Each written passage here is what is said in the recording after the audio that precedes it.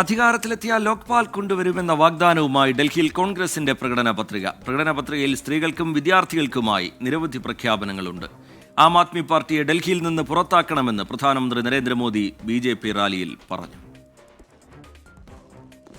ജനക്ഷേമ പദ്ധതികളിലൂടെ ജനവികാരം അനുകൂലമാക്കി വോട്ട് പിടിക്കാനുള്ള ശ്രമത്തിലാണ് കോൺഗ്രസ്. സ്ത്രീകൾക്ക് പ്രതിമാസം 25,000 രൂപ, 25 ലക്ഷത്തിന്റെ സൗജന്യ ആരോഗ്യ ഇൻഷുറൻസ്, തൊഴിലില്ലാത്ത വിദ്യാസമ്പന്നരായ യുവാക്കൾക്ക് പ്രതിമാസം 8,500 രൂപ, 500 രൂപയ്ക്ക് ഗ്യാസ് സിലിണ്ടർ, സൗജന്യ റേഷൻ കിറ്റ്, 300 യൂണിറ്റ് സൗജന്യ വൈദ്യുതി, മിതമായ നിരക്കിൽ ഭക്ഷണം നൽകാനായി 100 ഇന്ദിരാ ക്യാൻറ്റീനുകൾ, പൂർവാഞ്ചലുകൾക്കായി പ്രത്യേക പദ്ധതികൾ എന്നിങ്ങനെ നീളുന്നു കോൺഗ്രസിന്റെ വാഗ്ദാനങ്ങൾ.